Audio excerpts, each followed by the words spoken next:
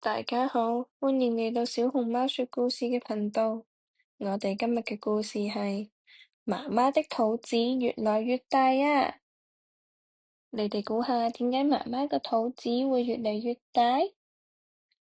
媽媽的肚子越來越大啊！斯米利提姆拉沙登霍爾斯，恭喜你啊！你好快就嚟迎接一個小弟弟或者小妹妹啦！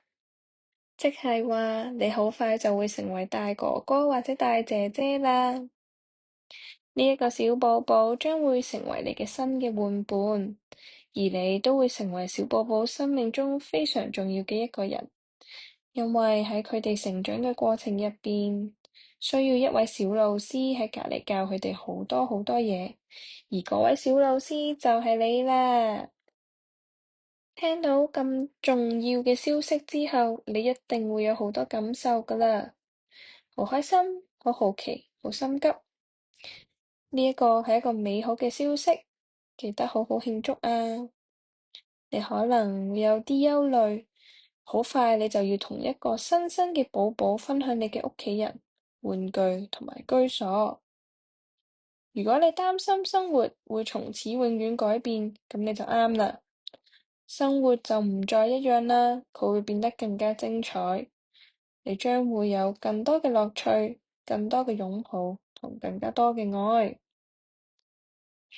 所有嘅事物都需要時間同埋喺安全嘅地方生長，就好似花需要生長喺肥沃嘅泥土入邊，而蛋糕呢都需要放喺焗爐入邊焗熟佢。而寶寶都一樣，佢需要住喺一個又安全又溫暖嘅地方嚟發育，而且變得強壯。而嗰個位於媽媽身體入邊特別嘅地方就叫子宮啦。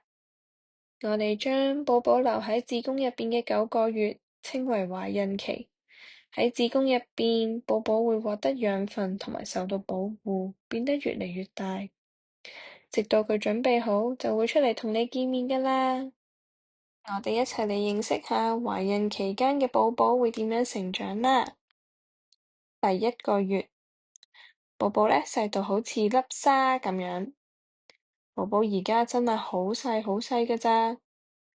一組屬於寶寶嘅基因密碼已經準備就緒啦。而呢一組密碼就係嚟自爸爸同媽媽，就好似一份獨特嘅食譜，決定咗寶寶嘅頭髮、眼睛同皮膚嘅顏色。過咗冇幾耐之後，呢一個小人兒就會長出眼睛、耳朵、嘴巴同埋鼻子。你嘅眼睛係咩色㗎？第2個月，寶寶就好似軟糖咁大。寶寶仍然都係好細小，但係佢身體入邊最重要嘅部分已經各就各位啦。寶寶嘅心臟開始泵血，腦部開始思考，而肺部都會幫佢呼吸。寶寶都有心跳，不過佢依家嘅心跳實在太微弱啦，我哋暫時無法感受到。呢個時候嘅寶寶會生咗一條小尾巴，同埋帶有蹼嘅雙腳。不過唔使擔心，佢好快就會消失㗎啦。你試下將手放喺你心臟嘅上方，睇下你可唔可以感覺到自己嘅心跳。測試之前試下做5次開合跳，會更加容易感覺到自己嘅心跳啊。第3個月，寶寶就好似雞蛋一樣咁大。寶寶喺媽媽嘅子宮入邊成長期間會被稱為胎兒。小小嘅胎兒擁有手指同腳趾，就好似你一樣。你有幾多隻手指同腳趾呢？喺呢1個月入邊，寶寶嘅體重會增加至少1倍。你試下想象下，你嘅體重喺1個月之內變成2個你。哇，好犀利啊！第4個月，寶寶就好似一個你咁大。喺呢1個月入邊，你或者已經可以知道寶寶係男孩子定係女孩子。有啲屋企鍾意提早揾答案，有啲屋企就會留待寶寶出世嘅時候先揭開呢一個驚喜，而呢個時候寶寶已經生緊眉毛同頭髮啦，寶寶都開始能夠活動佢嘅手指，嚟喐下你嘅手指，同寶寶揮手啦。第5個月，寶寶已經好似芒果咁大啦，寶寶依家可以聽到聲音㗎啦。如果可以，你唱一首歌畀你嘅寶寶聽啦。寶寶會喺媽媽嘅子宮入邊扭嚟扭去，搖嚟搖去。你嘅媽媽或者會第一次感覺到寶寶喺度喐，嗰種感覺就好似一隻蝴蝶喺子宮入邊翩翩起舞。第6個月，寶寶就好似茄子咁大啦。寶寶依家識得微笑同埋做出一啲古靈精怪嘅表情。寶寶嘅腦部喺度不斷成長，可以同呢個小家伙分享你今日學咗嘅嘢啊！你有冇諗過寶寶叫咩名啊？第7個月，寶寶就好似椰菜花咁大啦。寶寶依家可能會非常用力咁踢佢隻腳。你可以試下摸下媽媽嘅肚皮，試下可唔可以感受寶寶嘅動作，或者寶寶將來可能會成為一位足球員或者舞蹈家呢？媽媽會進食有益嘅食物，等寶寶逐漸變得更高大強壯。有一條特殊嘅帶將食物從媽媽嘅體內輸畀寶寶，嗰個就係臍帶啦。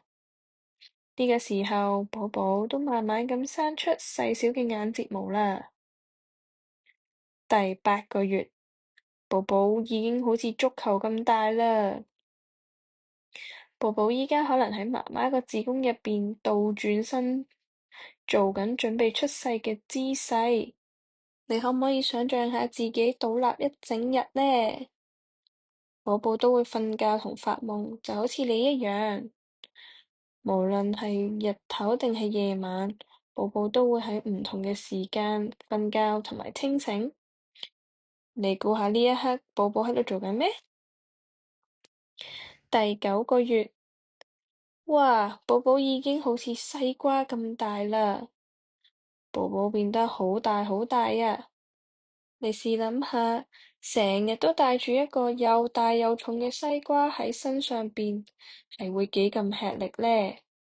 可唔可以幫手諗下辦法嚟舒緩媽媽嘅疲勞啊？呢個時候，寶寶已經識得眨眼、喊、瞓覺同微笑啦，甚至會食自己嘅大拇指。寶寶，你已經做得好好啊！你準備好要出世啦！寶寶嚟啦！一般嚟講，寶寶會自行決定幾時出世，但係有時大人都會預先安排特定日子畀寶寶出世嘅。有啲寶寶會喺醫院出世，有啲會喺屋企出世。要將一個新生嘅寶寶帶到嚟呢個世界上邊，係一件非常艱辛嘅任務。你嘅媽媽開頭會好攰好攰，所以媽媽需要好好咁休息啊。無論寶寶幾時降臨，佢或者佢都為咗可以同你見面而好興奮。請準備好畀寶寶一個溫暖嘅盛大歡迎儀式，歡迎佢或者佢加入你嘅屋企啦。寶寶出咗世之後，最初幾乎都係瞓覺、喊同埋食嘢。不過為咗畀寶寶可以成為一個健康強壯嘅人，呢啲都係好重要㗎。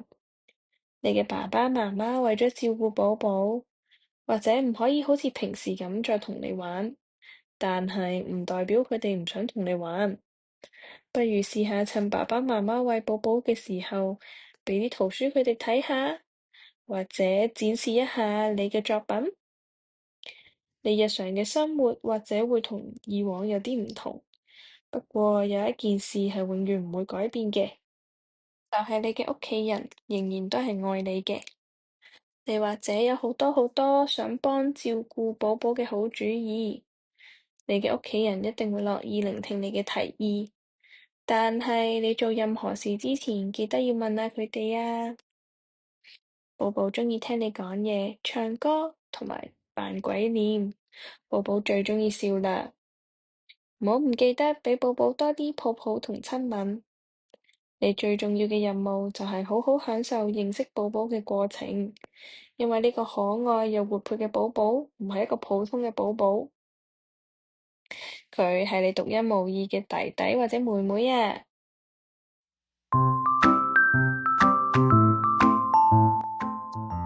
如果你鍾意我哋嘅故事，歡迎你訂閱我哋小熊貓說故事嘅頻道，記得 like 同 share 俾朋友仔啦！